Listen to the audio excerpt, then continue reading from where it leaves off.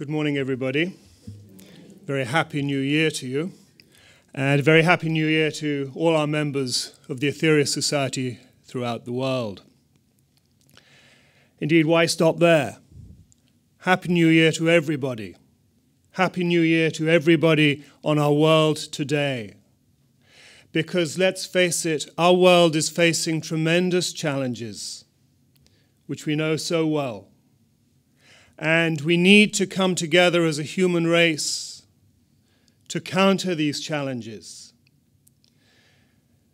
What's been most common in recent weeks and months, certainly for those of us here in the United States, but not just limited to those of us here in the United States, globally, is a new term, something which we'd never previously heard of, called the fiscal cliff,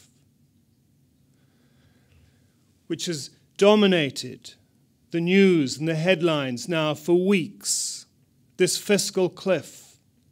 And as we know so well, members of Congress here have been debating whether or not to continue with the tax cuts or to no longer continue with these tax cuts, and if we do, then we face this catastrophic economic situation. And the reason that it's gone around the world is because there is an old saying, which is, in economic terms, when America sneezes, the rest of the world catches a cold. And another term that has come out of this fiscal cliff, or hasn't come out of it, but which has been associated with it, another term we've become quite used to in our culture, is kicking the can down the road. And with regard to this fiscal cliff, and let me reassure you here now, I am not going to speak specifically today about the fiscal cliff or economics or politics at all, but I use it as an analogy for something else. And as we know, just to come back to this briefly, the fiscal cliff has temporarily been avoided. It's been kicked down the road when in a few weeks' time Congress will come together again to decide whether or not to raise the debt limit for this country. And just to be clear about the debt limit, I think most of us know it's massive. My last check, it was about $16.5 trillion, which is just an incomprehensible figure. How can we get our head round such a large figure? Well, we can break it down. We can say what that means for every man, woman, child, baby born today. They have hanging over their head a debt of over $50,000 each, which for a family of 4 who may already be in debt is just another $200,000. And yet the reason that I bring this up is because there's something hanging over all of us on earth that dwarfs this fiscal cliff. And that's the spiritual cliff, or the karmic debt. Not the financial debt, the karmic debt, which we all share, and which is looming, and which we have kicked down the road for over 18 million years when we fell from Maldek. And though we've forgotten it, and though it isn't being discussed in the popular press or in Congress or any other government for that matter, does not deny the fact that it is very real and that it exists and that it hangs over us all. We kicked it down the road following Lemuria. We kicked it down the road following the fall of Atlantis. We kicked it down the road when we made the Lord Buddha beg in rags.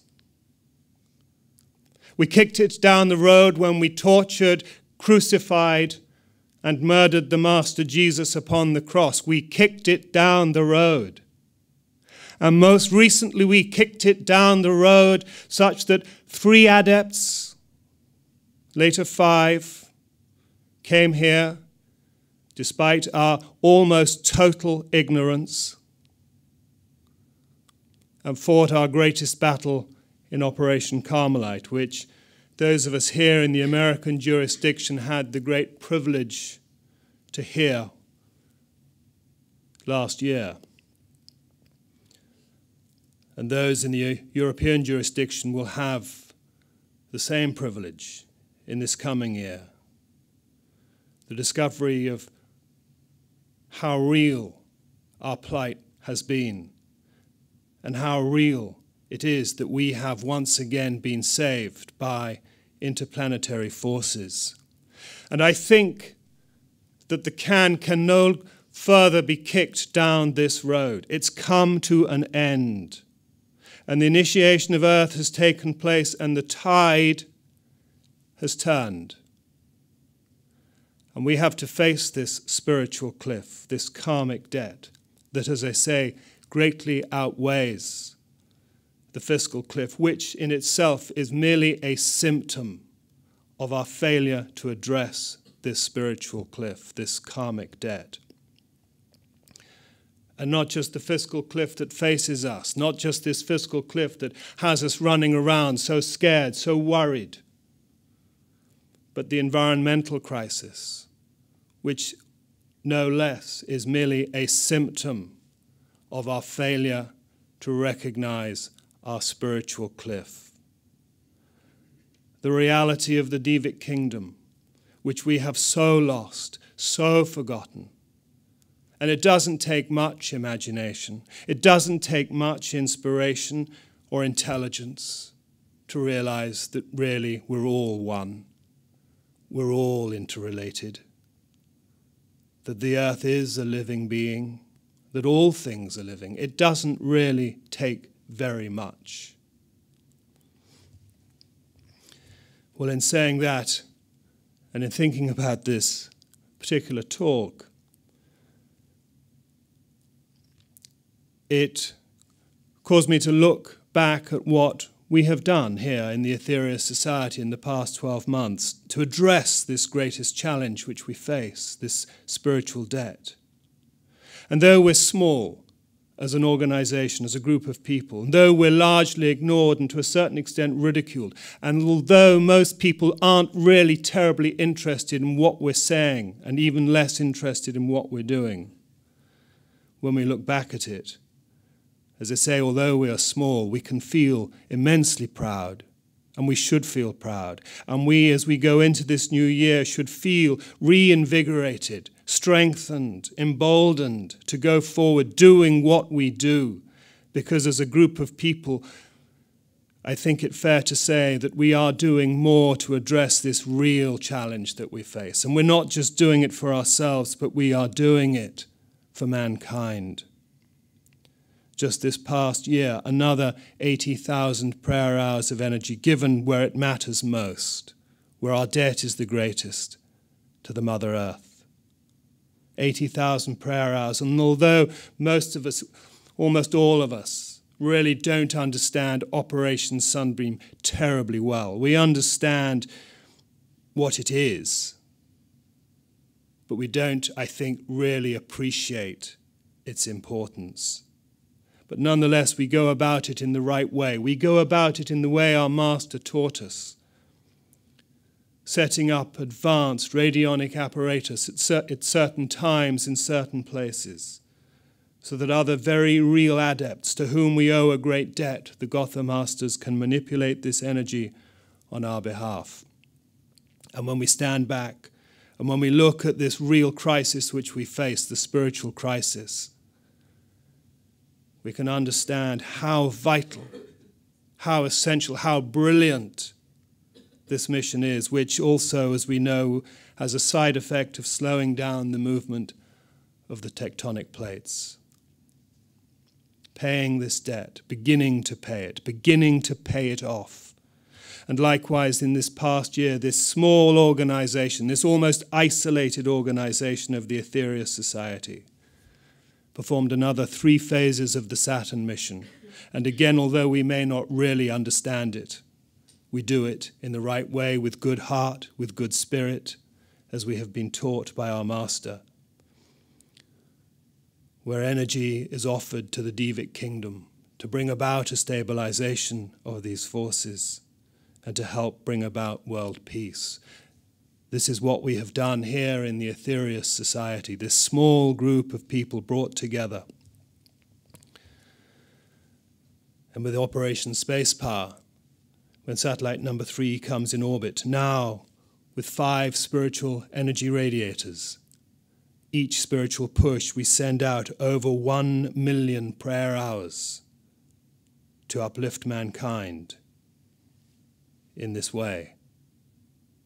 And altogether over 4 million prayer hours have been sent out to address this spiritual cliff, this crisis which we face, to inspire and to uplift people who will not know the cause of that inspiration. But we are also seeing a sea change in minds around the world, people coming together, realizing that there is a far greater crisis that we face than the lies that have been spilled to us, and that is taking up so much of our airtime and our politics. And in Operation Space Power 2, in this past year, well over 200,000 prayer hours have gone out to all kinds of crises: hurricanes, typhoons, earthquakes, wildfires, humanitarian crises, peace talks, nuclear crises.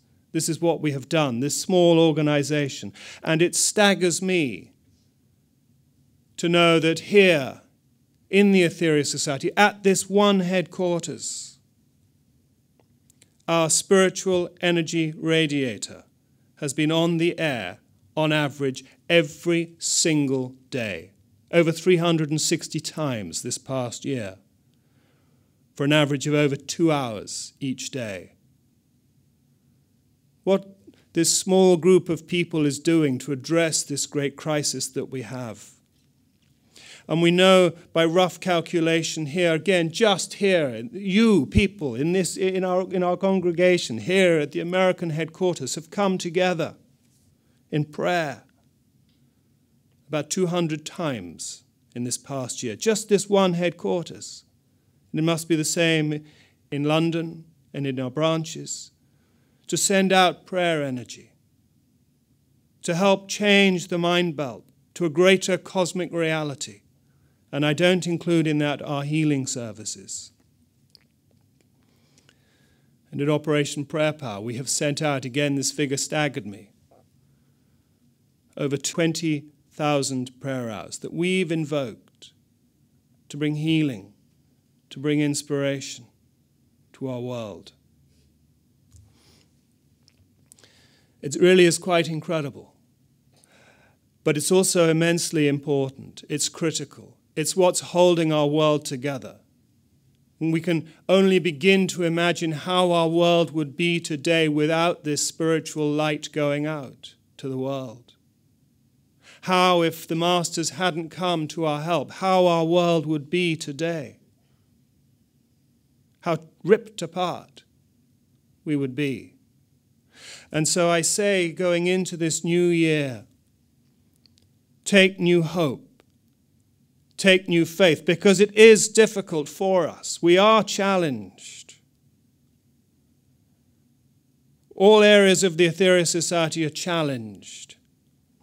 We don't, as we know, have people readily coming to support us, to acknowledge what we're doing. The best they can do is have an inkling about it. But it far outweighs any fiscal cliff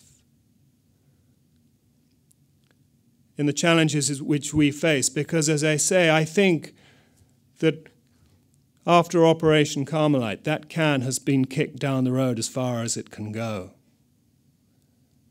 And the sea change is coming to this earth, and we have to wake up. We all have to wake up.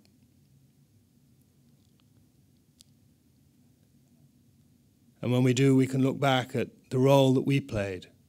As I say, a small group of people from different backgrounds, nationalities, but nonetheless who had the faith, who had the belief in our Master, who recognized what he was about and how brilliant he was in putting all of this together, facing his challenges.